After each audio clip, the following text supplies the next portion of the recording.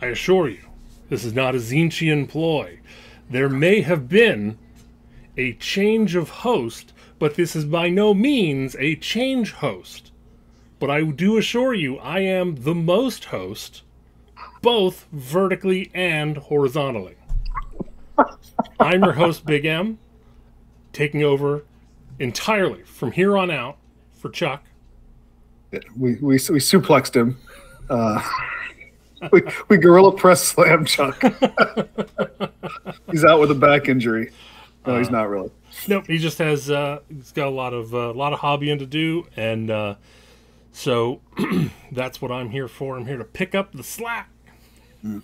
And you know, if Chuck can't make a podcast because he has a lot of hobby to do, it is an astronomical amount of hobby. It is the amount of hobby that would bury any normal human, and they would never be the same. They would find them, in the fetal position, sucking their thumb.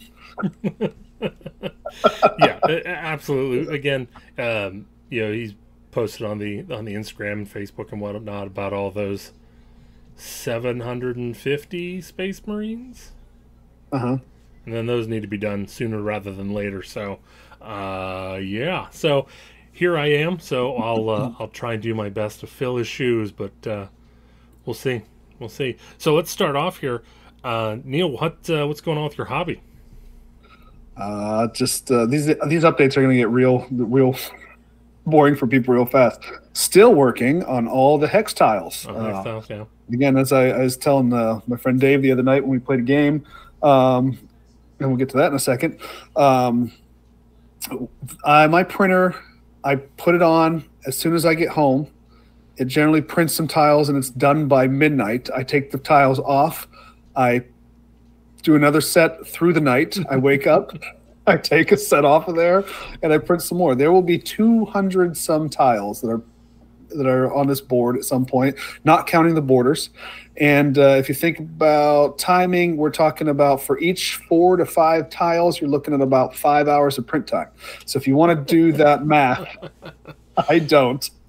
So how big is this going to be whenever you're done? Is it 3 foot? It's like 4 foot? The board itself is about 2.5 feet by about 4 feet. Okay. Now, is that per continent, or is that a continent? Per continent. Okay. So, and as I was reading on the place where we get the tiles from, I'm reading the comments, and this one guy's just like, "Yeah, I like to print these tiles at 75% the size," and I just stopped. I was like, "God damn it!" I was like, well, that could have saved a lot of resin and a lot of time if I'd have done that. All I had to do was hit the 75% thing every time, and we'd have been fine. But alas. So, what do you currently see an end at a light at the end of the tunnel, or? Yeah, I have. I am probably maybe close to 7/8 of the way there. Close, I'd say. Maybe not quite 7/8, but close to that. Maybe 5/8. Somewhere there, but well over half. Good, so good. We're getting there. Before or after Thanksgiving, huh? Yeah. I should probably have it done next week or two. Okay. So, and then you got to paint it. So that's the other bugaboo. But it will be ready for January. I know that much. The other thing was I did play a game with Dave. Dave playing the Deepkin, Idnath Deepkin. I was playing my Nurgle with the new points reductions and everything. I want to see how that goes. And I was tempted to just run all the plague bearers. So there were, in fact, 60 plague bearers in my army, 2 units of 30, just in case you're wondering. Just in case you're wondering if I wanted my opponent to have a good time or not. No, I did not.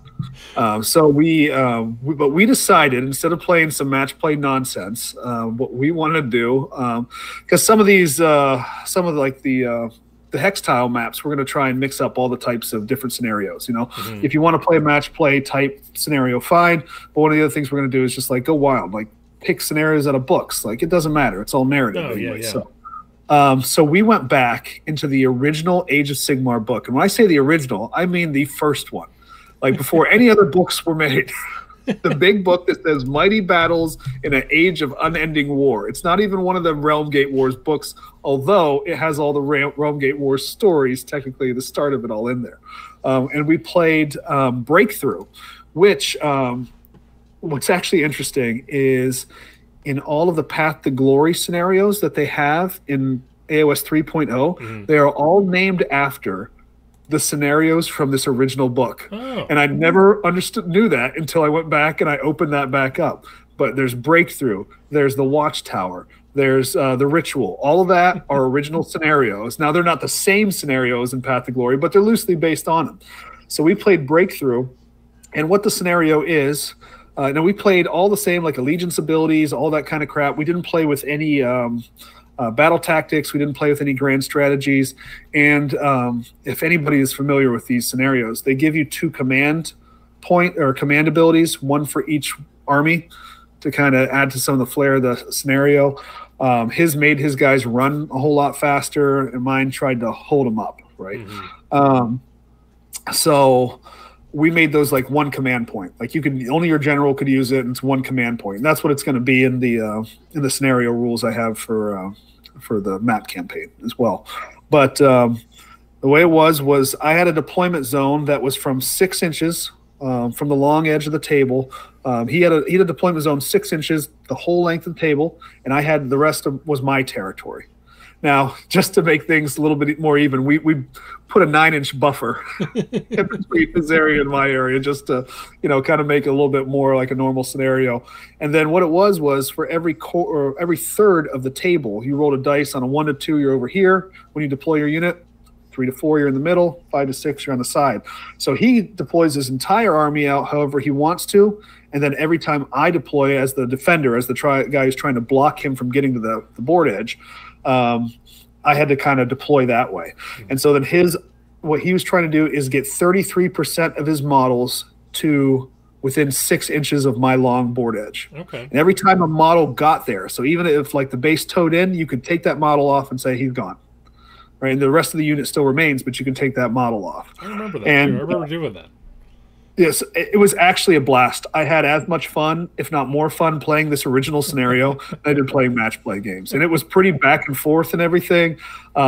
Towards the end, Dave had to leave, so we started to kind of talk through it. And so we're like, well, he's like, I would have done this, and I'd have moved guys like this, and I'd use this commander boy. I was like, okay, so show me the max move they could get. Max move. And the way it works is on turn 5, at the end of turn 5, you roll a dice. On a 1 or a 2, the game's over. Turn 6, at the end of that, 1, 2, or 3, the game's over. We got to turn 6, technically. He rolled the dice, and it was a 3, and it was a 1, 2, or 3. The game was over. I won. So on that day, Nurgle was successful.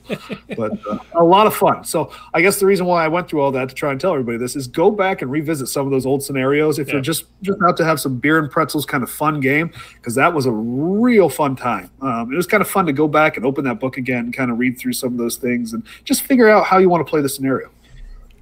Yeah, absolutely. I mean, that's one of the things that's like, I looked through some of the old, like, the old Thondia book, some of the Broken Realm stuff. Like, there's a lot of interesting games in there, especially now, like, with the current GHB that has a lot of, I don't know, less playful battle plans, I think is a good way to put it. It's match play. A lot of times they're like match play. They're trying to like have some narrative to the battle plan. You're like, just stop.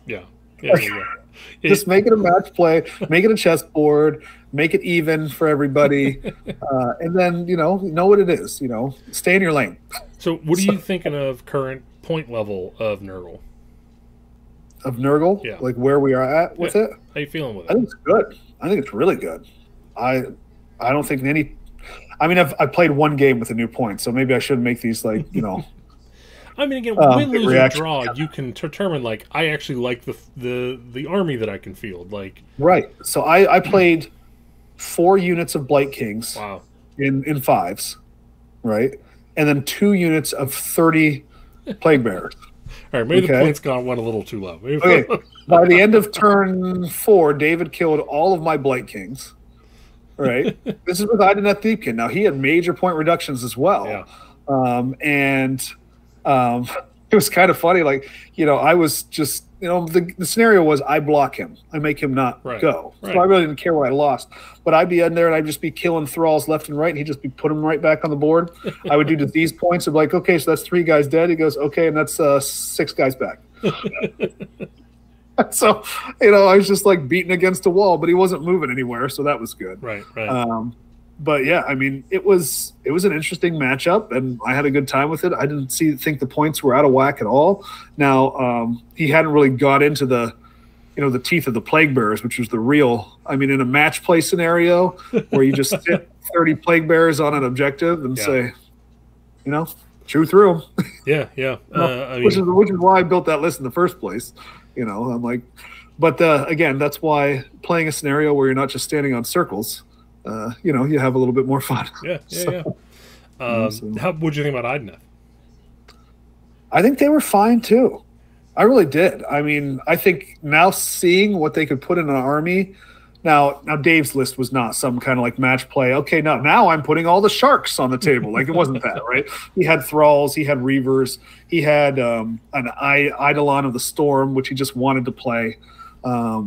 He had a turtle, he had a king, and he had a couple of those like foot heroes that returned the thralls like crazy. Yeah. And it seemed legit. Certainly, like I said, I mean, it was tearing through some real beefy, hard to take off units.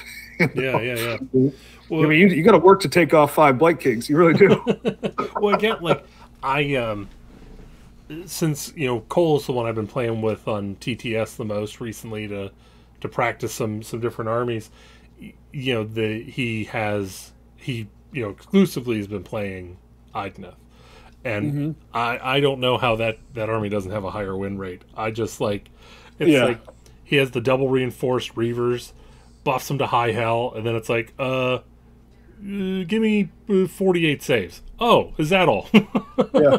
He's still playing the Reaver like that, huh? That's interesting. Well, he just has the one block. And again, it's brutal because it's like, do you go after the Reaver? And then he also has a double reinforced unit of Thralls that the damage output in those, when they get their buffs, is just unbelievable. Oh, yeah. I mean, that's what was killing all my Blight Kings, because they're damaged 2 against anything above 2 wounds, right?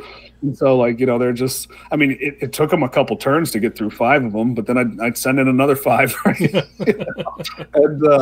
And just they wouldn't do anything to the unit because they just kept right on coming back. Now, once he put a unit of 10 of those things into my 30-man unit of Plague Bearers, I eviscerated it because he was only doing 1 damage and still having to go through a 5+ ward and all the rest of that. So it was no bueno for him. Yeah.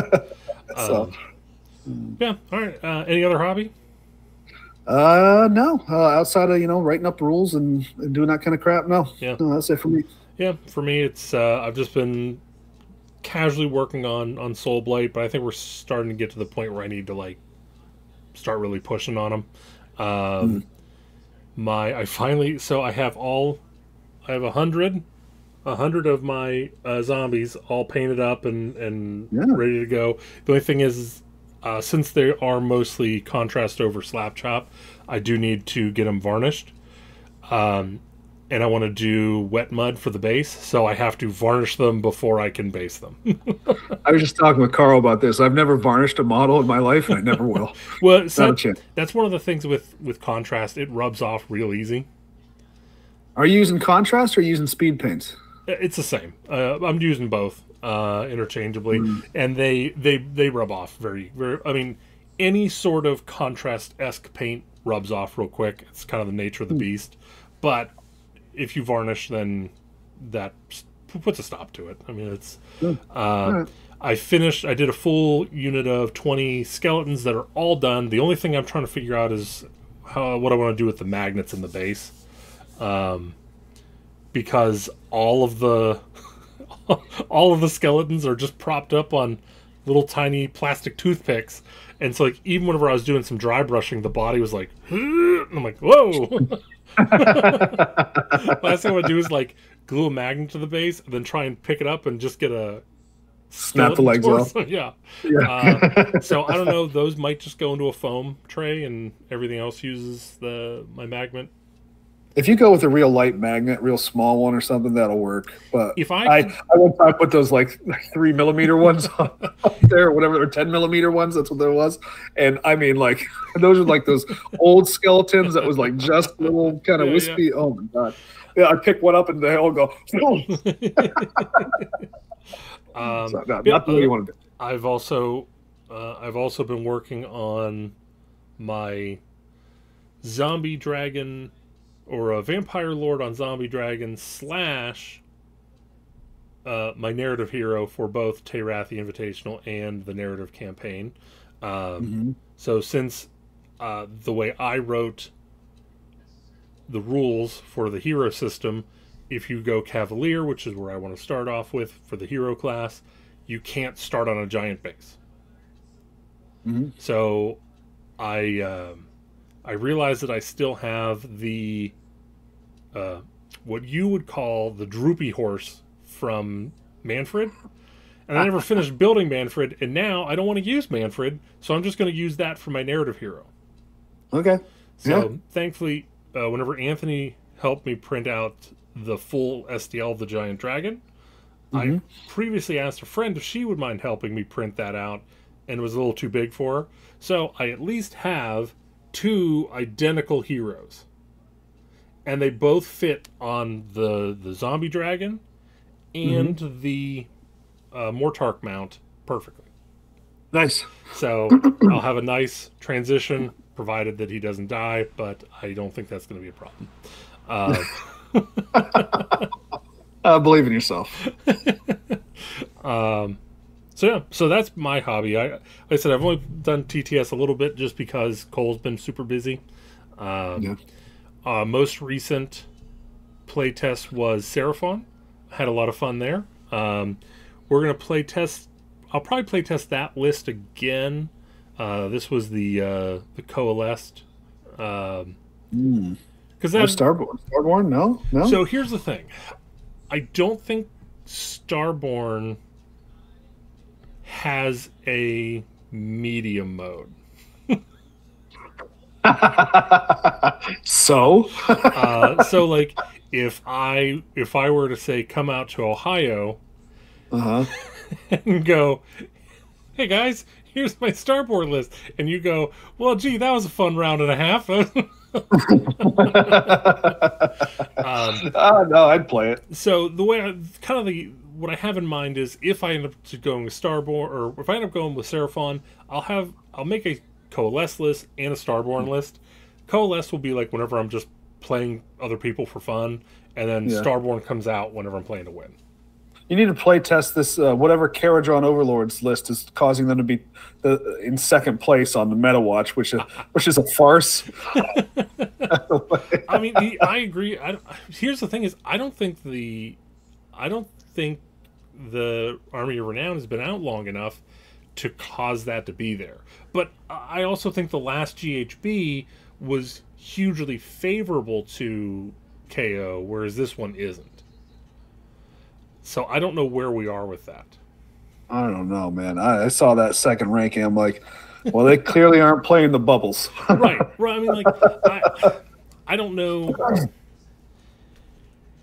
It drives me nuts whenever I see things like that, because it's like, I don't, even the other people I like, friend of a friend that are playing KO are not seeing that success.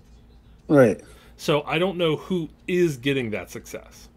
The only thing I can think of is like... They're ruining it for the rest of us. Right. The only thing I can think of is people just, like, unless they are hyper confident in it, they're not taking it to events. And so the only people that are taking it to events are the ones that know they'll win. I don't know. Like, it's not representative of where the Army is, in my mind. I mean, I didn't see that in NashCon, man. Nobody finished high with them in NashCon. Nobody. Yeah, I think there was one person slightly above you. Maybe, because I think there was two. I think there was 2 people that weren't us. Yeah, that had them, and one was in last place. Right. And the other one might have been a little bit, maybe 3 wins, maybe. Yeah. And if he did, like clap him on the back, rub his thigh a little bit, you know, whatever makes him feel good. Yeah, we'll get into that a little bit. I want to touch base on on one of those articles. So, okay, how about fitness? Let's go with yours first.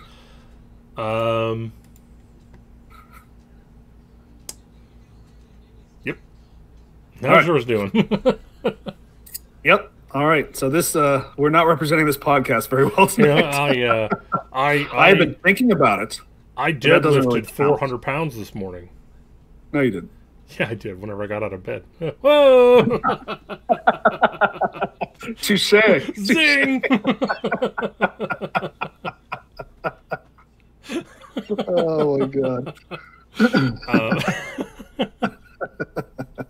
All right, let's see here. So I did want to talk about a couple articles here. So we did get our MetaWatch out earlier, just a couple days ago, on the 26th. So you were alluding to that, where the KO currently are sitting at a 57%. That's massive. I just so I want to get your take. Cole and I kind of talked about this in the Big M Power Hour, which releases tomorrow, by the way. Ooh. On a Friday? I thought it was a Saturday. No. So this is releasing on Friday. Probably. I don't know. We'll see whatever Chuck does. First Saturday of the month, Big M Power Hour. Go watch it. All right. I'll leave it there. So I find the whole... I really wish they would release more information as to the data, what they're actually their data. Looking at, yeah, because I don't know, man. Like some of the stuff up there is shocking, right? You know, like Ossiarch Bone Reapers. I think we all know that should be number one. It's almost like they put that there just to be like, hey guys, we are somewhat paying attention, right? Okay, so like, trust us. You know, here's Ossiarch Bone Reapers, and then they hit you with the zinger number 2 with Karajan Overlords. I don't know, man. I'm not looking at a lot of tournament results, and maybe I should, because. Well, here's the thing: it's like I don't watch every episode, but I frequently watch Honest Wargamer whenever he does his weekend list reviews, and I'm not seeing these armies being heavily represented. Yeah, I am wondering if it's just a proficient minority artificially inflating these numbers up. Maybe it's the Regiment of Renown thing, but that just got released. I mean, that can't be any of those percentage points. And I mean, that regiment actually seems like it's kind of fun. I'd love to give that a try. Like I have all the gun haulers, so yeah. You just need the Thunderers. Right. Yeah, I don't have any of the Thunderers, and that is why I fail. Now, listen, we were kind of talking about this a little bit on Power Hour, but the kind of the ones. So first off, like looking at Sons of Behemoth, at 46%, yeah, that I have no problem with. That I don't disagree with that. However, with the Regiment of Renown and the Army of Renown, yeah, I would assume if these stats include those, there's going to be people that can use those to greater effect. Oh yeah, that army. Like I played King Broad, just kind of a fun game, match play game. I was playing Khorne and he wrecked my shit, man. I mean, that under King Broad Stomp or just Broad himself.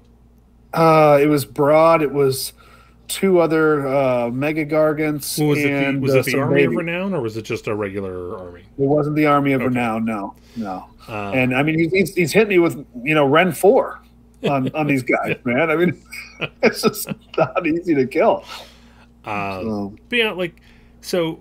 Some of the other ones I kind of look at, I'm like the Big Wah. I have a hard time seeing that up there. I'm surprised to see Stormcast Eternals up to 49%. Yeah, why did that happen? Especially considering the Lumineth, who we'll also be talking about in a little bit, is at 47%. I don't even know how that happens. The same thing with Slaves of Darkness. Like, I don't get Slaves to Darkness. I don't understand why they're so low. Because they've gotten all those point reductions. I mean, I played them one time and they pounded my ass. Oh yeah, that's the thing. Is like I have played against Slaves of Darkness 6 or 7 times with their newest book, and it has never even been like the beginning of a competition. It has always been a, you dumb idiot, why did you put your models down? Pick up your toys, mate. That's my English Australian accent, by the way. That's it always comes out Australian. I don't know why. Crikey, want a bit of tea and a blue onion? Stick my thumb up his bum. Governor. Put another governor on the bobby. So again, it is what it is. I don't know where Flesh Eater Courts are coming from. I like, they haven't had any change. It's like surprise Flesh Eater Courts out of nowhere at 3rd place with 56%. Right. I don't know. How many people have to play these armies for them to get on this list? Right? Is it one guy out there? Is it Bill again? Like what's? I don't know. I have no idea. But I will point out that we do have Bone Splitters are back on the board. Oh, okay. Like how bad do you have to be to get relegated and be taken off the board? Was it an oversight? Were they relegated? What's going on? I don't know. Honestly, I'm surprised with Fire Slayers. I'm surprised they're even on the board at all. Like, when was the last time you went to an event and saw Fire Slayers? Brewhammer.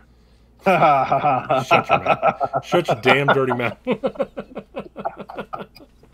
But no, I mean, like, yeah, and you're right there, but like, I don't remember seeing one at NashCon. I don't remember seeing one. I guess they haven't done too many, but like, they're just not present. Mm-hmm. So, well, it is what it is. I don't know. We'll see. But we did get our teaser that Flesh Eater Courts are coming out here soon, which we already knew. It's a little bit of an odd timing because they don't typically release anything during November or December. So that would mean they're given like an 8-week lead time on a new book. I don't know. They got to get it out quick, though. I mean, you got 4th editions barreling down on us, you know. So. You know they'll release shit up until the day before. Yeah. The old Soulblight treatment. Yeah. All right, so moving on to the other article I want to talk to you about from October 30th, the Old World Almanac, your first look at the rules. Did you read this article? I missed this. What is this? Oh, man. How did I miss this? Hold on. Pull up Warhammer Community. And it's from October 30th. Oh, okay. That just came out then, huh? Okay. I mean, 3 days ago, 4 days ago. But, that's, hey, whatever, So they came out with this article that goes over the structure of the game. And I definitely think there's some interesting ideas put out here. And I definitely wanted to get your take on it. Let's see. Where is it down here? So while you're pulling that up, did you see the rules for the new Stormcast, or the new heroes for Stormcast from what was it, Neve, whatever, the lady and the stuff from the Warhammer Plus show? No, I've only seen the new rules for Ionis. I've looked at that war scroll, and that looks pretty good. It looks kind of tasty. It looks good enough for me to want it and buy it. Put it that way. Mine's already. I'm on the page here now, by the way, too. Okay. Well, I'll finish up my thought here. So I gotta say I'm a little disappointed because like it's a group of like 4 or 5 like heroes. Like they're all like the prestigious. I mean, it's akin to the Fellowship, but the War Scroll well equates it to Aragorn and some guys. Like, isn't that the way of those type right, of things? right. It's like, oh, here's the person that I believe her name is Neve. I can't remember it right. It's on blanket. The person that Neve turns to for like solace and like consult. Oh yeah. And he's like this veteran soldier with a blah blah. Yeah, he does 2 hammer attacks at 3 up, red 1 damage. That's Okay, perfect. Yeah. Does he do Moving anything? on. No, he doesn't do anything. He can bodyguard Neve. That's That's where your opponent's like, do you want to roll that, or would you like me to just attack now? anyway, so moving on here to the article here. So we have the turn sequence where we're going to start off with the strategy phase, similar to the hero phase, where players may attempt to cast enchantment or hex spells and make use of certain special rules before attempting to rally any fleeing units. Okay. So I like that they're breaking up the magic phase. Then looks like, right. huh? So if you actually go through to do a little bit of skipping ahead, to just kind of piece them out, in the movement phase, you have clairvoyant spells. In the shooting phase, you have magic missile and magic vortex spells. And in the combat phase, it looks like you have assailment spells. Okay, so these are probably ones that can be cast into combat, Right. buff your units or whatever. Right. So I think enhancement is going to be the your buffs. I have a feeling assailments are basically just going to be debuffs. Well, no, it might be hexes. I don't know what assailment spells will be. We'll find out. I guess so. Yeah. Interesting. But yeah, so now I assume we're going to have like, the heat metal, and then behind it brackets enhancement. And then that way you don't need to be told every spell when to cast it. It's implied based on the category of the spell. Yeah, sure. I bet you assailment spells are something that like sun effect leadership or something like that. Like I said, I'm sure that they're basically just going to be. You played Magic, right? Yeah. I think these are just going to be your instant spells as opposed to everything else would be like sorcery. Huh. Where it'll be like, haha, trap card. Except your ones, well, that'd be hex. I don't know. I guess we'll figure it out. So, other than that, basically it seems like everything else is kind of what you would expect. So, again, rally's also going to be in the strategic phase. Movement is they're going to be both moving and charging put into the same. So I have a feeling that means that they're not separating the two like it is in Sigmar. It's going to be, are you moving or are you charging? And then shooting phase. The one thing I was talking to Cole about this is I hope that they kind of take I guess I can't ask it. It's my show right now. I hope they kind of take a little bit of a note out of the Conquest book. In first edition, Conquest played the shooting phase a lot like Warhammer Fantasy, where you had your shooting number, your ballistic skill or what have you, and then you layered on penalties based on what was going on. Are you shooting through a friendly unit? Are you shooting more than halfway? -1. And then in second edition, they flipped it around and they started with you with a lower shooting score. And then, are you within half range? +1. Are you this? +1. And then you actually go up. Again, I don't think we should be in the... I hope that they are of well enough mind that most shooting stays in like the 6-up, 5-up territory. I mean, depends, yeah, but yes. Well, like I said, you don't want it to be heavy damage. You don't want to be able to take out a whole unit in one go, right? Because if it can do that, then, Exactly. And that is, again, as someone that was playing the gunline dwarf units, who wanted to be sitting there rolling 3s and 4s, I understood why I couldn't. Yeah, well, or at the very least, like my problem wasn't as much the shooting. Like, okay, the shooting is fine, right? But what's the problem in AOS? right? If you get hero phase shooting and you get shooting, right, that's a problem, right? It's always been a problem. Anytime you get it, it's a problem, right? So bow snakes, right? If bow snakes didn't have the hero phase shooting, we'd be all right, right? Well, In Warhammer Fantasy terms, it's the stand and shoot that's the real B of it, right? Because you do all this work so that you can charge that unit of archers. You'd rather not charge the unit of archers because you'd rather charge the other thing that's more terrifying in combat. But if you don't kill the archers, then you lose, right?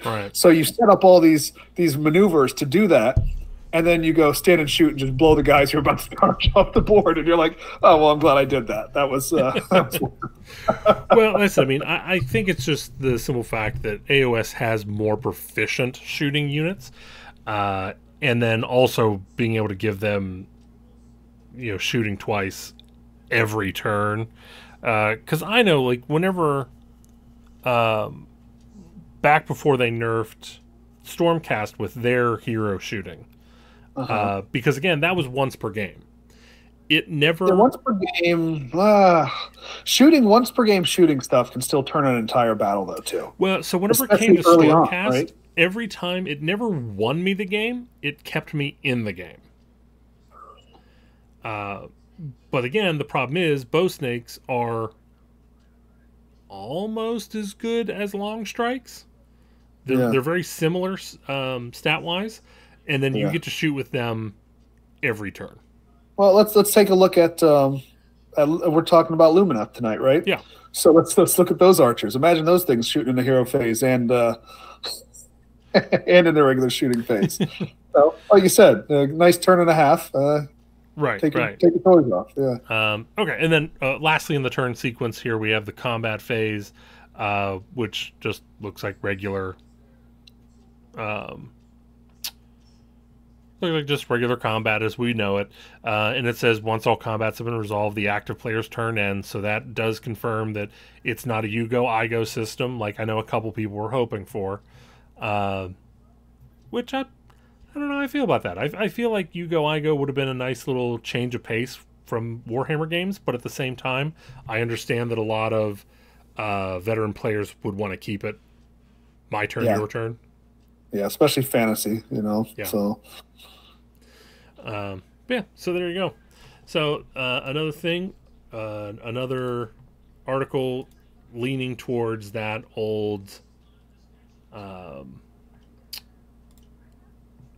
pointing more towards that February release date, like we saw. So yeah.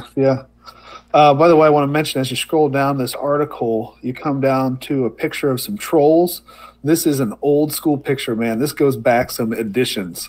And it is an amazing picture. I've always loved this thing. So go on to the article and look it up if you haven't seen it yet. It is really cool. Bring it up here. Yep, the troll, the one guy getting vomited on. Oh, yeah. I mean, it's just a classic of like old school Warhammer Fantasy art. That was just grimy and really cool to look at. Yeah, definitely a nice... I mean, that's honestly, this piece of artwork could be put in a book now, and I don't think most people would think twice about it being, it wouldn't even go like, oh wait, is that 20 years old? Yeah. Oh look, there's a little bit of here we have an enchanted item,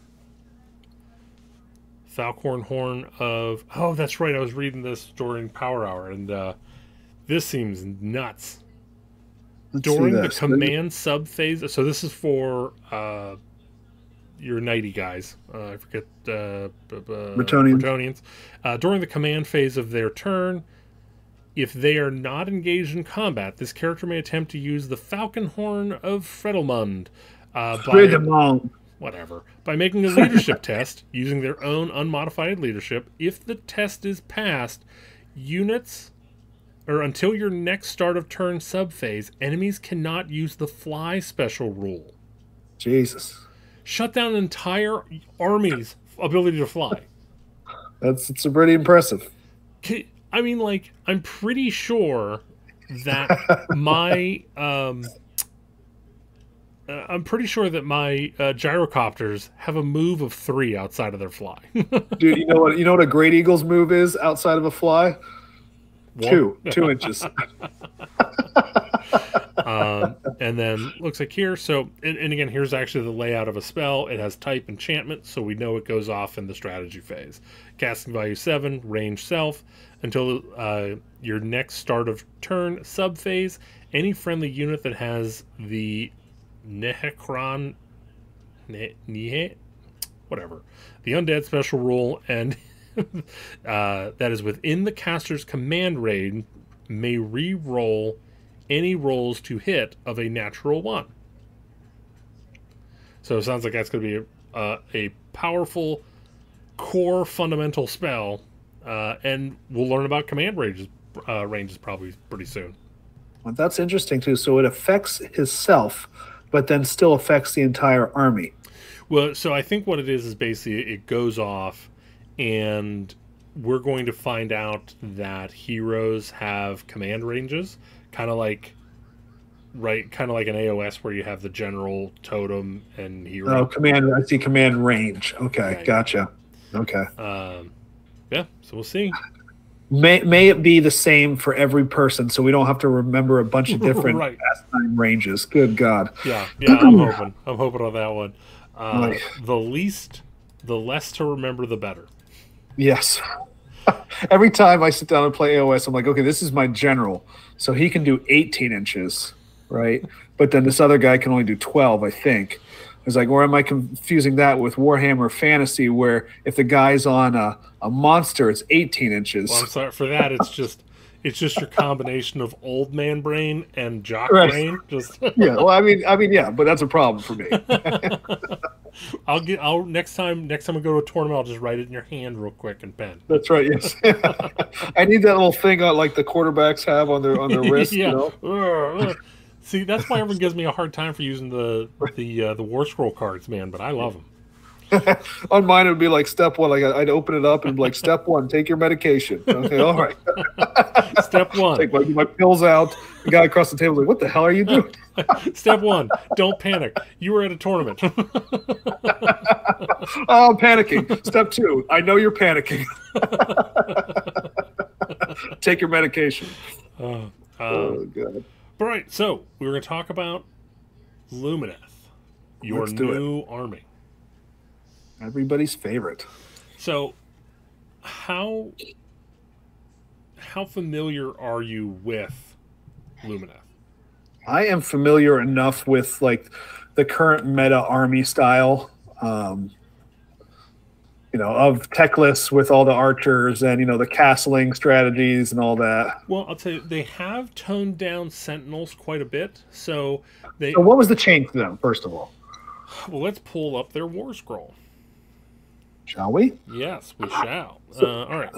So I was looking at this earlier. Now, can they shoot things that they can't see still?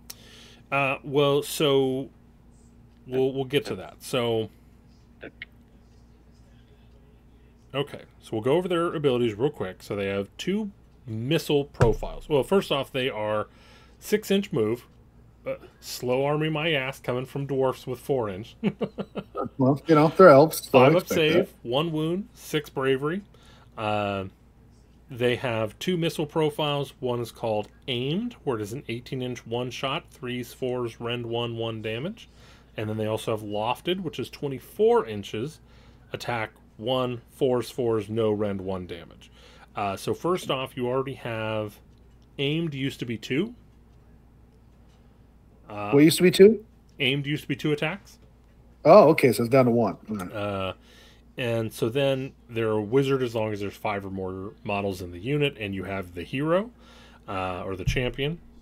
Then for the abilities, Scryhawk Lantern adds 6 inches to the range characteristic of this unit's lofted or Arlen bows while it is within 12 inches of any other friendly sentinels or shard star ballistas. So just put another unit next to that unit, and it gets 6 more inches for no reason. Right. So now, previously, what the whatever. So this was the ability that previously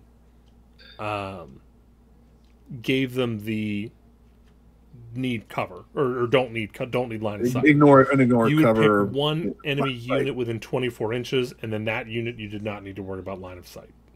Okay, yeah. And that didn't have anything to do with. It was just he has a hawk and he just sends the hawk out. Okay, So for this, you have the many-stringed weapon. This is where you just choose which one you want. And then one thing that's awesome is Shining Company has now been moved to the War Scroll, and before it was a nightmare because the unit had to start within base-to-base contact with each other, and could not run. Was it just run? If you ran, you basically broke Shining Company. And with the way the profile was set up, you basically needed to be in Shining Company, or you needed to be really smart and not need it. So this is, as long as the unit is base to base, is touching 2 or more models of the same unit, you get -1 to hit. All right. Awesome. And then some metal weapons, kind of the gas that makes this otherwise pretty shitty profile actually work, where 6s are mortal wounds. Yeah, and then you can get 5s, right? So that is with the power of Hish. That is the only spell that they know. If they get that off, then you're looking at 5s instead of 6s. Okay. So you're looking at, a unit of 10, you're looking at, 3 wounds, 3 mortal wounds coming through. So Right. So now it's not that big of a deal, but considering before you would take them in a block of 30, then they'd be shooting 30, and if you got close enough from 9 or anywhere, 10. 30 inches away, you're just going to... yeah, I'm just going to take 10 more wounds or whatever, at least. So, but that with Lookout Sir, now you're in a place where it's actually... good. It's good. Good. I know as someone who still plays against Lumineth players somewhat regularly, I don't go, oh, God. Yeah. And honestly, I'll tell you, one of the things that I'm really shocked that they did was they got rid of that, oh, God thing 99% of the places. The only thing that is still there is Eclipse, which baffles my mind. Well, what did Eclipse do? I know it's bad, but I didn't know what it did. So Eclipse is, I'm Lumineth, you're not Lumineth. If you want to use a command point, you have to use 2 points. Until my next hero phase. Yeah. So So like if I'm playing Ossiarch Bone Reapers, I'm like, okay, no problem. Well, so if I'm any other army, yes and no. So Ossiarch Bone Reapers now finally do use command points like everyone else, but they still do have a boatload of command points. Yeah, they got an ass ton of them. Yeah. So to me, like, I didn't have a problem with Eclipse in 2nd edition because you could get to the point where you have 8 command points in a phase or in a turn, if you really tried. Yeah. So now that you're like, oh boy, I have 4. Yeah. Is a big deal. No, you have 2. Right. I feel like it would be fine. To me, I would like to see Eclipse change to be either on your turn, like on my turn, whenever I cast it, until the end of my turn, which means like you'd have to use 2 for redeploy, or you'd have to use 2 for unleash hell, which I think is fine. Or you could do a thing where it's just like you got to roll a dice to see if you can use your command point, and it's a 4 or 5 plus, something like that. I don't know. Or if they want to do it the whole turn, basically just the first command ability in your turn takes 2. Yeah. It needs to be limited down to do like, hey, you have to go through now a whole turn with only using 2 command abilities. Yeah. No, by the way, I have Techless. I'm just going to keep doing it every turn. Right. Yeah. But yeah, so the army has like unclenched the jaw a little bit, but it still has teeth. Okay, good. That's what I wanted to hear. Because I don't like that kind of stuff. I don't like field bads in an army. If there's a field bad in an army, I mean, yeah, I just don't like it. So yeah, like I said, that's one of the things that's really nice is not only have they kind of pulled back from some of the things that felt really bad, on top of that, they also made other things more accessible, more useful. Like I know whenever they first came out, whenever I was trying to get into them, I really liked the Stone Temple with Avlanor and the Stone Guard. Yeah. Except for there was just like there were so many like stub toe rules in the way. But now, like, if you wanted to take a unit of Stone Guard or two, I think you'd absolutely be in your right to do so, and it also would be just awesome. Like, I think if you looked at Stone Guard in the proper light, they're going to kind of fill your Plague Bearer role a little bit. Yeah. So their base war scroll. Only they can actually kill something. Yes. So for 5 models, they have 130 points, 4-inch moves. So now these guys are slow. Wound 2, save 2. So 4-up saves okay, but we have buffs on them. So everybody gets either the Stone Mallet or the Diamond Pick Hammer. It's the same profile now. It's just whatever you like better. 2 attacks, 3s, rend 1, 1 damage, 2 inches, so you can double them up into a unit of 10. And then Standard Bearers reroll Battle Shock test, which I like better than just +1. Crushing Blow, if you roll a 6 to hit, you do a mortal wound on top of any additional damage. So you do that and you keep going. And then Fortitude of Earth, this unit has a ward of 4+ against mortal wounds when you're contesting an objective. Right? And then That's nice. Enduring as Rock, you reduce rend by 1. Okay. So they're New Age Phoenix Guard. All right, that's what they are. Right. Yes, that's one thing that's one of the reasons why I think Chuck is saying you should definitely take a second look at this army, because there is a lot of high elf fantasy stuff. I always knew that. Right. They lost me on MC Hammer Pants, and like it's not as egregious as I thought it was, but like there's still some people who look like they're running around in their pajamas, like the twins, for instance. The one on top. Like the one below on the bottom is fine, but the one on top looks like she just got out of bed. You know, like I don't know. So like that kind of lots. And I went back.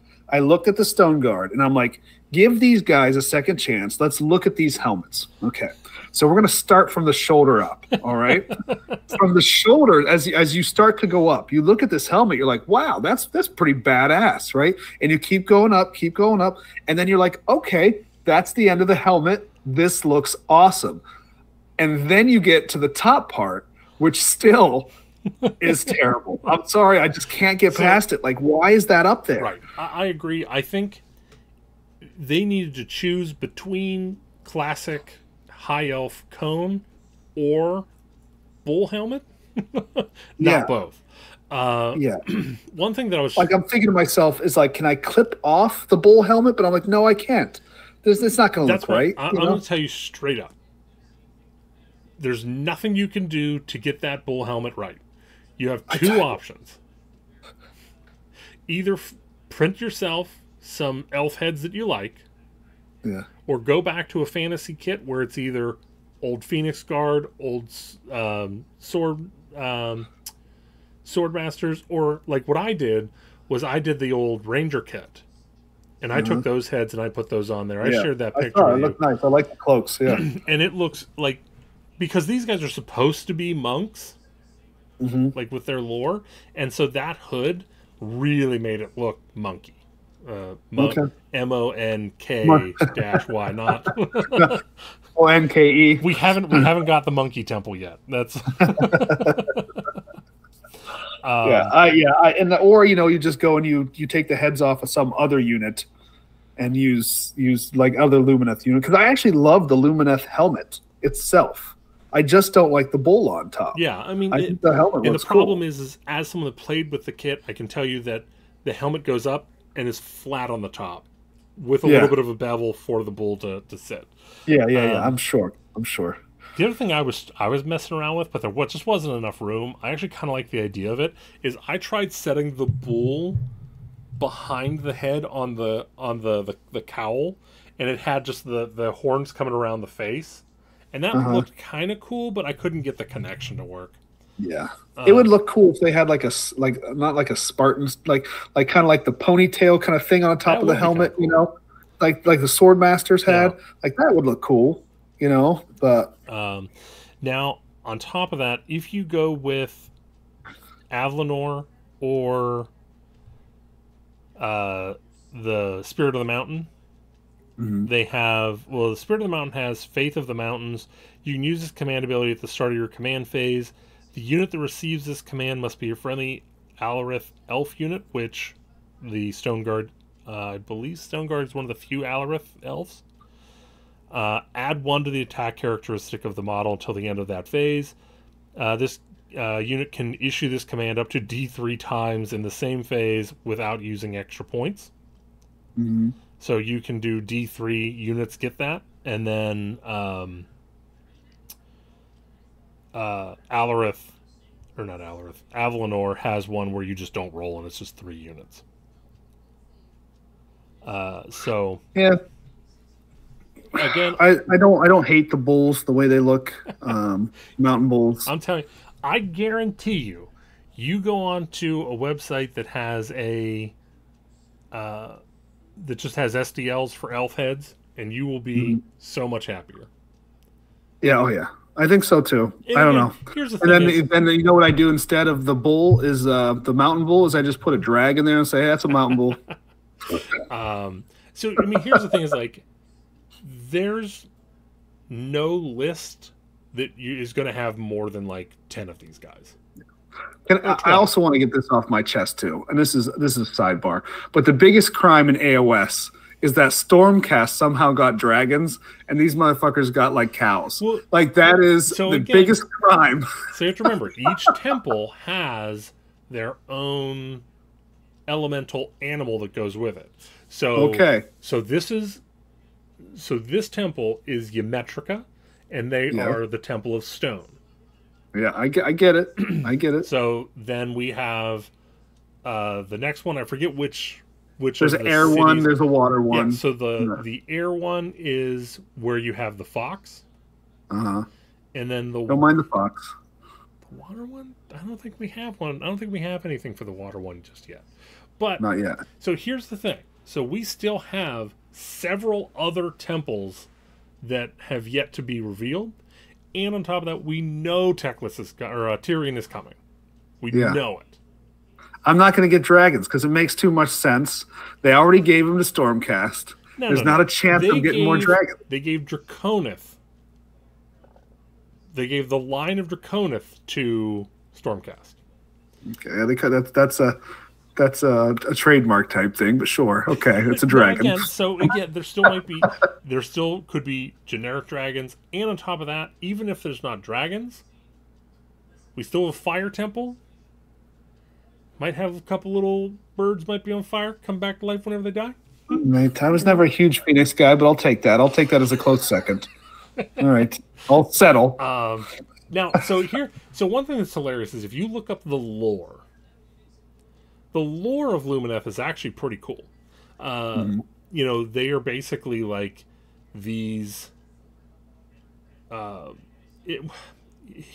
one of the issues that I have with AOS lore in general, whenever it comes to the units or the armies, and you may or may not agree with me, and that's fine. It seems like I want to hear your opinion, though. Yeah, they love setting up this awesome story, and then they take like this one, like suppository of bullshit and just shove it right up. Like, how do you mean? Example, please. So, example: KO and Fire Slayers. All right. Fire Slayers are these, you know, they kind of hold on to tradition. They hold on to this. They hold on to that. They're all about, you know, their faith in Grimnir, all this other stuff. But they'll suck a dick for some Urgold. Okay. All right. Okay. Yeah. There's always some like blatant, like obvious weakness. Right. Well, it's not necessarily weakness, but it's like over the top. it throws out everything. Like Stormcast are these strong, powerful heroes that are meant to protect from chaos and blah blah blah. Oh, but they're also crazy and they'll hurt you. Like,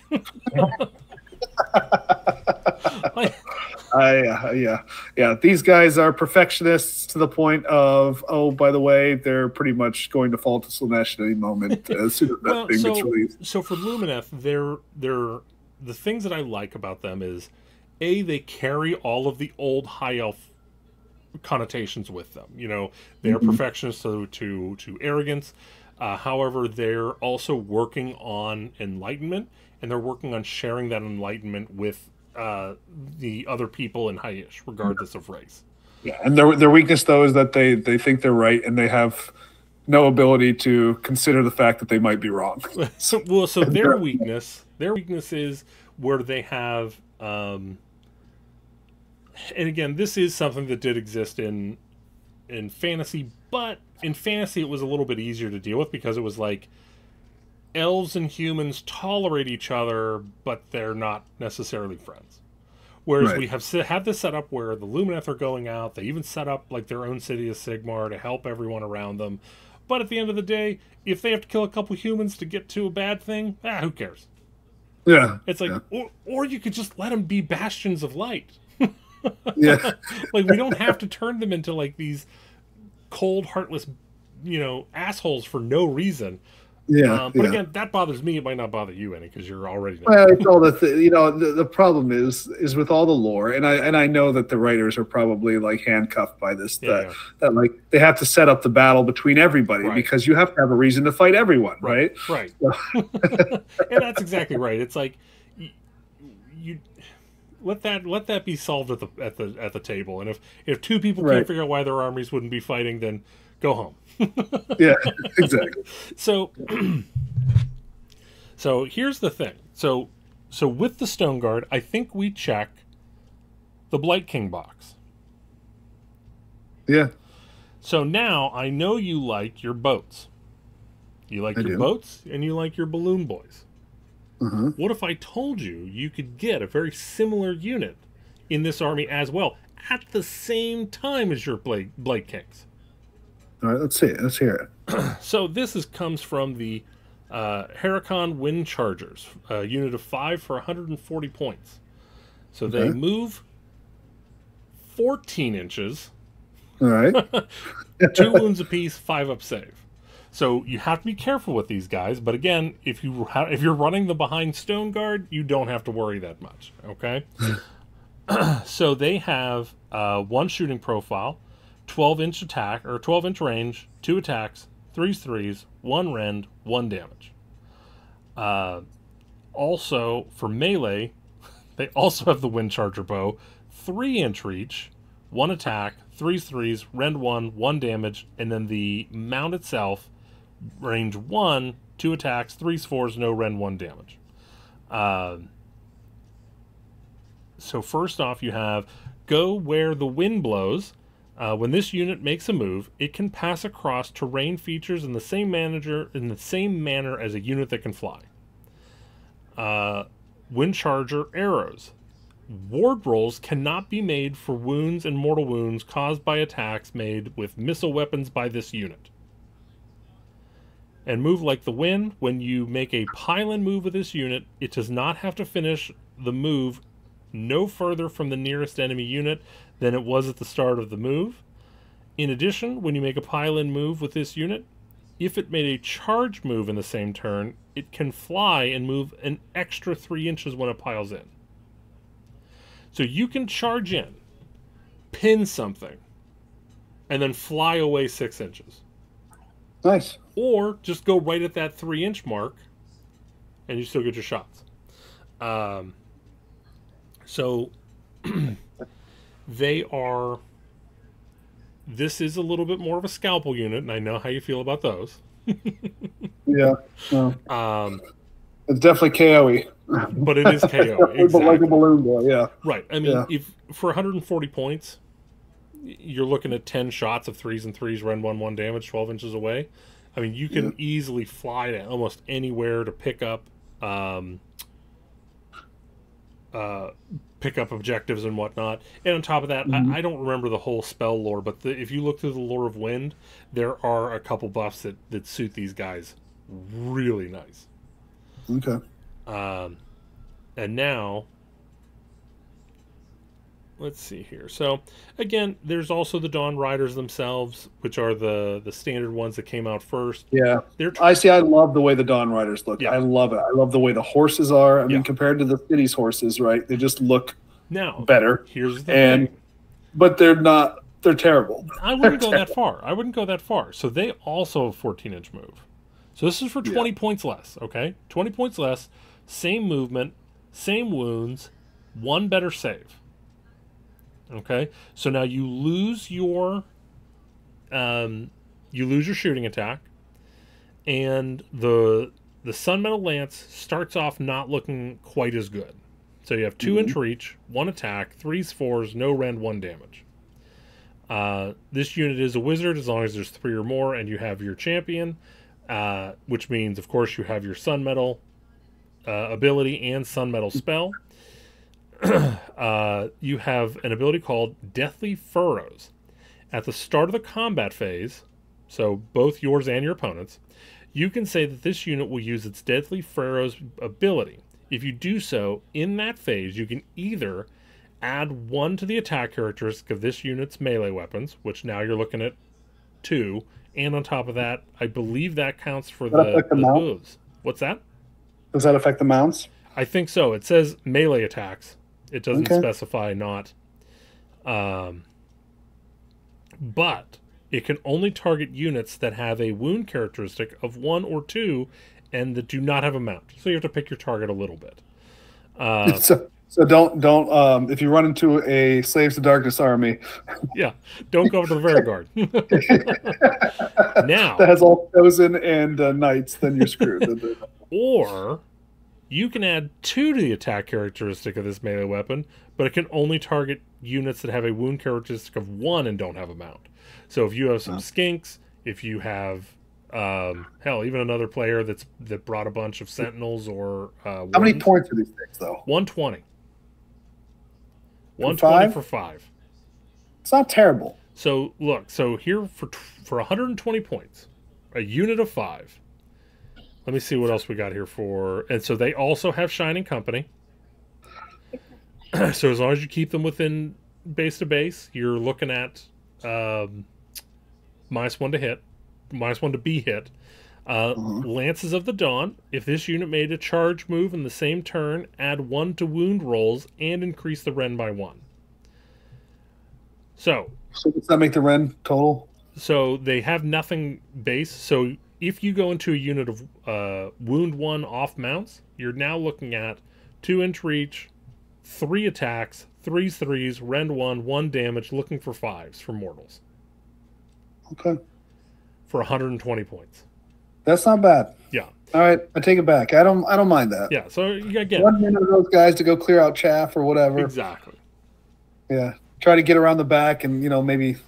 Well, I guess they're not really good at taking heroes out because there are too many wounds. But right, and again, like I said, I don't think that's the point of these guys. That's So, also to go over. Again, I'm going to push you towards Geometrica because that's kind of, I feel, more akin to your playstyle. You'll have to read over them yourself to figure out what you like. Yeah. But I do like, my problem with this army, and the reason why I'm not going to win with it, there's always a reason why I'm not going to win with an army. It's sometimes multiple. But the reason why I'm not going to win with this one is I'm going to want it to look like a high elf army. I'm not going to want it to look like a bunch of bulls running around. And again, listen, I think there's absolutely nothing wrong with doing some proxying. I think you, personally for me, you could do whatever you want because, again, you do anyways. Yeah. I would personally say whenever it comes to the elementals, so like the Spirit of the Mountain and stuff, I say you take that one on the chin and just let it be. I'd have to do that. I wouldn't play those as anything else. Because here's the thing, is like, if you're going to take multiple of these guys, you're basically going to take 1 Avalanor and 1 Spirit. Yeah, and I don't hate the model. I don't Right. hate it. I don't. It's a good looking So, model. So yeah, it is. It'd be a bitch and a half to paint, but good looking. so for a 6-inch, so first off, unnamed, the unnamed Spirit of the Mountain, 340 points. This is not a hero. Remember that. Mhm. 6-inch move, 3 up save, 14 wounds, 10 bravery. So you start off with 1 missile attack, Geomantic Blast, that starts at 25 inches and goes down to 10-inch range. 3s, 2s, Ren 2, D6. So a nice, even though it's not super reliable, it's definitely a good way to give your opponent the pucker effect when you target their wizard. So then the main weapon is the Stoneheart World Hammer, 3-inch Sure. range, 4 attacks, 3s, 2s, Ren 2, damage, starting at 5, going down to 2. It's good. So if you give him an all-out attack, you are easily looking at 4 attacks at 2s, 2s, Ren 2, meaning you're probably going to get 3 attacks through, looking at close to 15 damage from this one unit. Yeah, I mean, you're probably going to get 10 on average. Right. But Yeah. at 2s and 2s, No, you're gonna get that Ren 2 on some 1-up Slaves to Darkness. Well- Again, I don't know how this army loses. and then on top of that, they have Cloven Hooves, 2 attacks, 3s, 3s, Rend 1, 2 damage. Yeah. So There's so much low armor save right now is the only thing. You wish that Ren 2 was in fact a 3, and now we're playing ball. I mean, again, the issue is where we basically where we are in the current edition of Age of Sigmar. You need a Rend 1 and you look for a Rend 2. You gotta have a Ren 2. I feel like Ren 1's kind of useless. So okay, so here's one thing we gotta come to a crossroad here. All right. All right. So I know you've been playing KO a bunch, but Ren 2 is actually pretty rare unless you're in one of those top tier armies. Which everybody is in a tournament. Now again, though, you are also looking for, you're bypassing the Rend for mortal wounds. Yeah, that's true. So Yeah. Yeah, and I actually kind of like that. I kind of like that. yeah. So again, I also have a treat coming up for you in a minute here. Okay. I set this. It's going to last. We're saving it last. But okay. There is a neat. There's some cake at the end here, on top of all of this other delicious steak and salad you've been getting along the way. Yeah. Yeah. So here's some of their abilities. All but immovable. If this unit does not make a charge move in your charge phase, add 1 to the attack characteristic of this unit's melee weapons until your next move phase. So now you're up to 5 attacks of the World Hammer. Perfect. And then Stoneheart, Shock and Awe. If you at the start of your opponent's shooting phase at the start of the combat phase, you pick 1 enemy unit within range of this unit's Stoneheart Shockwave ability and visible to it. So let's see here. That is starts at 12 inches, goes down to 6. You subtract 1 from hit rolls for all units until the end of that phase. So you get pretty nice. Okay, so now you're -1. Also, by the way, I'm Shining Company, so now you're -2. So your all-out attack is wasted that you had to spend 2 points on. So now where are you getting the Shining Company from? The Shining Company comes from other units on the War Scroll. It's not on him or the Stone Guard, but it's on pretty much everything else. So the Stone Mage Symbiosis, this kind of shows you at least want to bring 1 Stone Mage. If a friendly Stone Mage is within 12 inches, use the top row regardless of how many wounds it suffered. Yeah. Faith of the Mountains, we talked about this one. This is add 1 attack to D3 units. The same unit cannot benefit from this twice. And then Enduring as Rock, it just has an on War Scroll, reduce Ren by 1. So This is something that'll your opponents will not be expecting, especially whenever you put a ward on it and then give it all out attack or all out defense, putting it at a 2-up, 5-up, or whatever. And then for Avlanor, he has 6 attacks with the hammer, but it's 3s and 3s Ren 2. But he has the unmovable thing, so you're looking at 7 attacks of 3s, 3s Ren 2, 5 damage.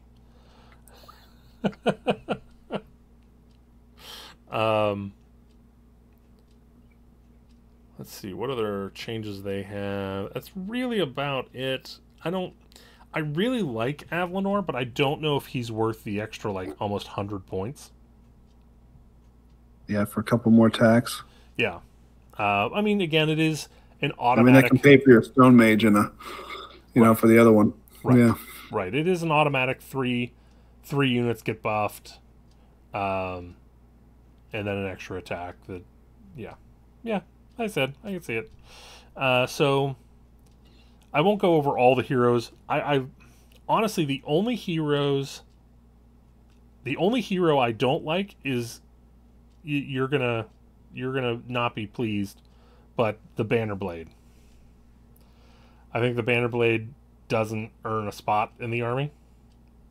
80 points, 5 wounds. One that's supposed to be like a battle standard. Yeah. Well, so his first ability is going to make you go, but I want to bring him. His first ability is called World Banner. Sure is going to make me want to bring it. So here's the problem. 80 points is great, but it's still a little much. So he has 4 attacks, 2s, 3s, Rend 1, 1 damage, and Sun Metal weapons. But the only ability he has is the World Banner, where it allows you to re-roll charge rolls for friendly Lumineth Realm Lords wholly within 18 inches of the Banner Blade. Probably his best ability, and you could, using that, maybe make a case to use him. I still just, I don't see it, but if you have 80 points, go for it. Here's the thing that I wish was just a little bit better. In addition, once per battle, at the start of any phase, you can say that this unit will draw on the power of its World Banner. If you do so, roll a dice for each enemy unit within 18 inches of this unit. If the roll is equal to or less than the number of the current battle round, that unit suffers D3 mortal wounds and subtract 1 from hit rolls for that unit until the end of that phase. Yeah, see, I kind of like that, and that's what I love debuffs, but that's a trap. yeah. Like I said, I think if you really liked it, you could bring it to one of those games with Dave you were talking about, but I wouldn't bring it to like Adepticon or anything. Yeah. So, all right, are you ready for your cake? Let's go for the cake. I want to hear it. This is what you've been waiting for. The Light of Eltharion. Oh, here, hold. We'll go. No. We'll go to I've already read the Morse code. I know how good he is. Let's go to the cake. Okay. The one that I told you not to do earlier, the Blade Lords. Ooh. So I thought you said they were terrible. Yeah. So they've had a little bit of a glow up, and there's a little bit of a synergy bonus. So I'll show you. I'll show you what we're talking about here. And again, now these guys, can I stop you for a second? These guys have some sweet ass helmets. Look at them. They look sweet. Not overdone, acceptable. So these guys, I would put these guys at like A tier or B tier. So while I don't think they are the most competitive, I think you can use them if you love them. And I know you love them. I do. So we're looking at 6-inch move, 4-up save, 2 wounds. As far as their weapons go, that's also 120 for 5 right now. Oof. All right. I mean, it's been about 120. You're looking at about 120 for almost every unit in your army. And it seems like if they come in a unit of 5, they have 2 wounds. If they come in a unit of 10, there's 1. So at least you have some consistency there. But you have the Sun Metal Great Blade, Perfect Strike, 1 attack, and then asterisks across the board. So we got some rules we'll go into there in a minute. Next, you have the Sun Metal Great Blade, Flurry of Blows, 2-inch reach, 2 attacks, 3s, no rend, 1 damage, and then you have dual blades that you put on the Sergeant, which I probably, I guess you could. So they have Shining Company. So -1 to hit as long as you're within two base to base with everybody. Guardians. So this is your pass off wound on a 2-up for wound or mortal wound. You cannot negate that wound, so it is new Guardian rule. So careful when you use it. All right. For Swordmaster, you do not use the attack sequence for a perfect strike. Instead, you just roll a die. On a 2+, you do a mortal wound. Wait, what? 2+, you're just getting a mortal wound? Yeah. So you just take a unit of 10, and then you just surround that 8-wound hero. You roll your dice, and hopefully you do 8 mortal wounds, and then it goes away. I mean, that's pretty damn good. However, that I think you're not going to use that the majority of the time. I think the majority of the time you're going to use the Flurry of Blows. Add 1 to attack characteristics of a Flurry of Blows attack if there are 5 to 9 models in a unit.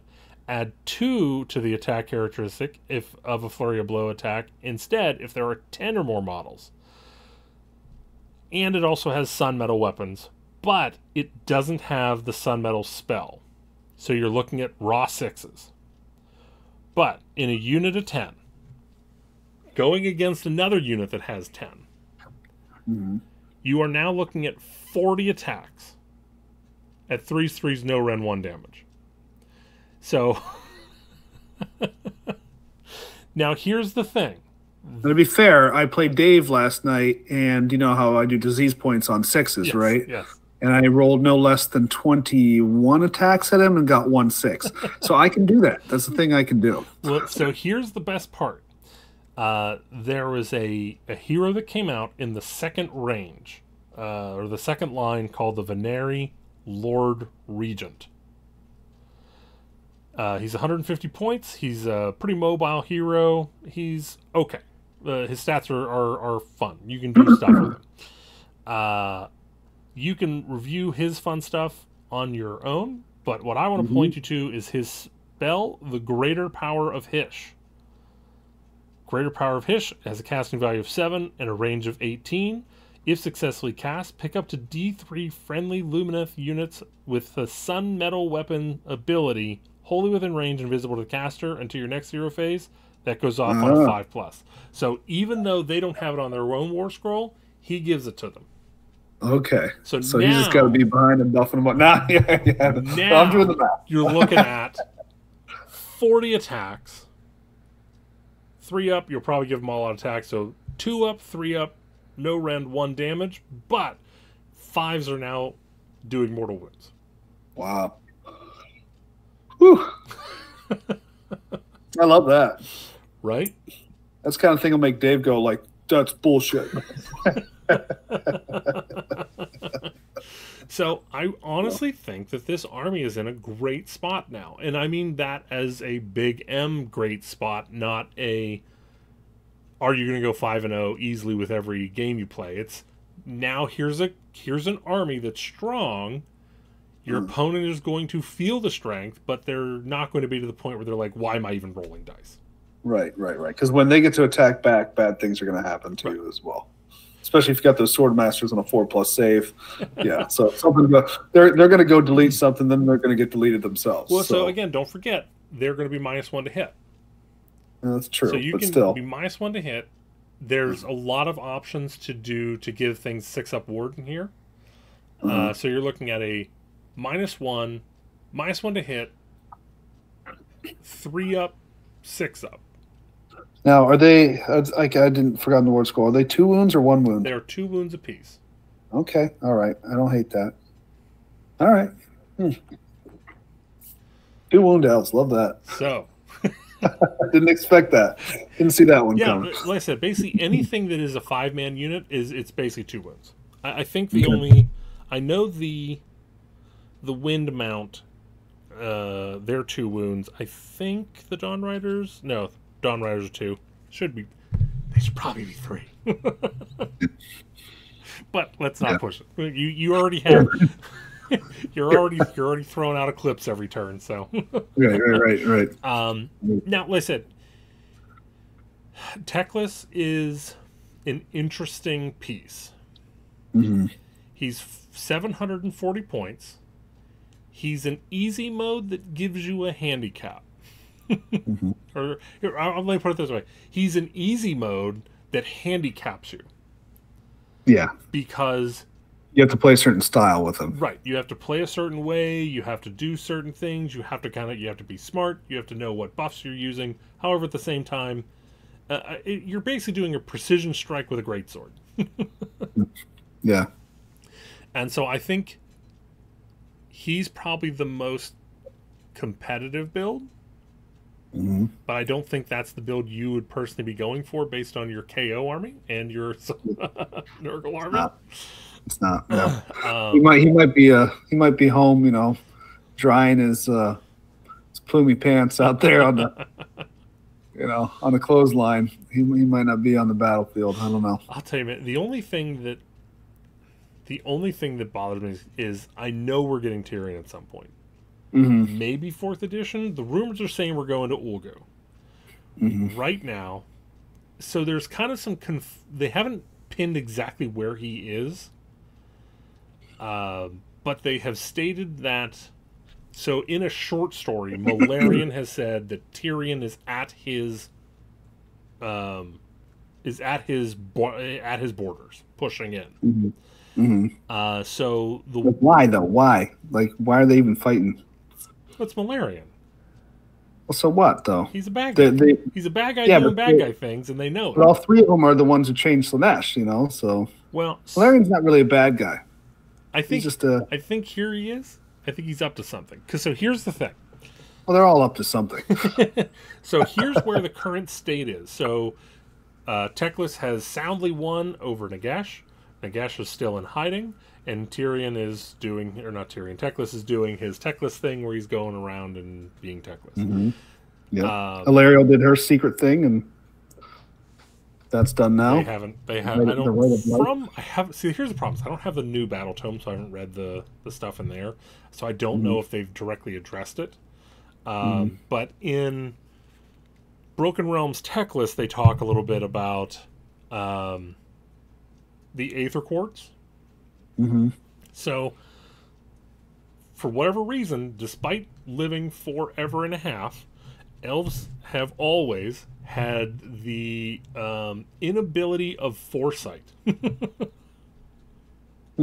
Which I believe you would agree with.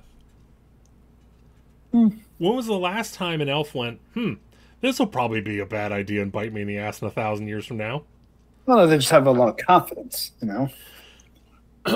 Well, I think you need to go back and read the End Times. So I'm reading them right now. I just finished Curse of Cain. So with all of these, with all of the expended Aether Quartz that are filled with, all their negative emotions and all of their flaws and all this other stuff, they decided what they're going to do is they're going to find a big old pit in Hysh. Oh, yeah. They're just going to chuck them in and go this will never come back to bite me.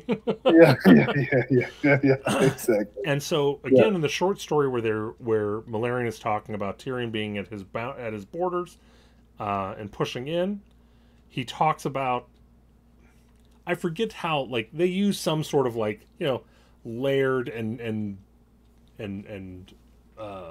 obscuring language, but the way I read it is he's working on creating a tunnel from Ulgu to Hysh using the pit.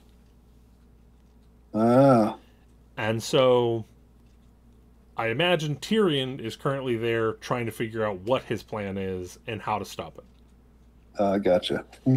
So, well, that would potentially set up a starter box with those two armies, which would sell billions of dollars. But because they're adverse to making billions of dollars for some reason, I don't see it happening. I mean, honestly, like I said, if we're in Ulgu, I don't know how we don't get the Umberneth. Yeah. And So at that Well, point, you're set up actually for the whole 4th edition for bringing in Skaven, because Skaven's all throughout the Realm of Shadow. well, again, we have all but confirmed that the starter box is going to be Stormcast versus Skaven. Really? I mean, that's what all the rumors are pointing to. Like, Is that right? It's to the point where everyone just accepts it. I just can't. And so the previous rumors were Clan Eshin is essentially Eshin, and like the neutral stuff are getting new models. Mm. And now with the reveal of the Liberator in Thunderstrike armor through Realm of Ruin. Okay. So now the rumor is going to be, as opposed to getting a new chamber, Warrior Brotherhood is going to get a little bit of a line refresh, and they're going to get in Thunderstrike.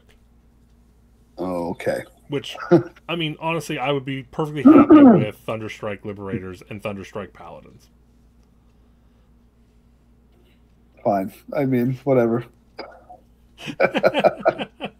Just doesn't. It's like getting Primaris Marines is essentially what it is. Like only like people who had regular Space Marines got to enjoy those for 30 years. Whereas who is enjoying Liberators? Who right now is enjoying Liberators? Are you enjoying Liberators? There's nothing wrong with the models. It's the damn rules. Have you seen the models? Have you? The models aren't great. They're blocky. They're whatever. Yeah, they need an update, I guess. Right. But like, what else needs an update? Yes, almost everything else. Right. Look, here's where we are. It's 4th edition's coming. We're getting new Stormcast. We can either get new units or we can get resculpts of old units. Please resculpt old units. I don't need any more units. that's you know what? I agree with you. And oh man, I'd love to see some new prosecutors that didn't just go tippy tip. Oh, I know. If we could get them. Those were actually cool models. Yeah. Like, I mean, they can really do something with them, But I have literally played them in every edition trying to get anything out of them. Have you ever seen the Javelin ones? Yes. The Javelin ones are sweet. They got the guy with the both. Trident. Yeah. He's cool. I have tried both. I have tried playing them into the ground. I literally can't get them to do anything. Like, you think they'd be a good pinning unit, except they die the second they get to combat. And it's like, I don't know what to do with them, man. That's yeah.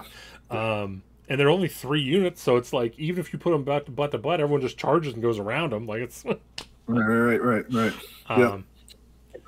Yeah. So that's basically what the rumors are pointing to, and I am apt to agree. So again, who knows? We're gonna get we'll get Shadow Dragon Elves versus Fire Phoenix Elves, or Light Angel Elves, or Light Dragon Elves on the other side. It's going to be the Phoenix stuff for sure, yeah. It's not going to be the Dragons. It could be Angels. Could be Angels. Not going to be. Could be. Can't be. But here's the thing, is like, I also think whenever Tyrion shows up, I think it's going to be much like whenever they came out with the Wind Tribe, the Wind Temple, sorry. So for the Wind Temple, we got one box with the Fox, with the named and unnamed version, the Hurricane Wind Mage. Who else is in that?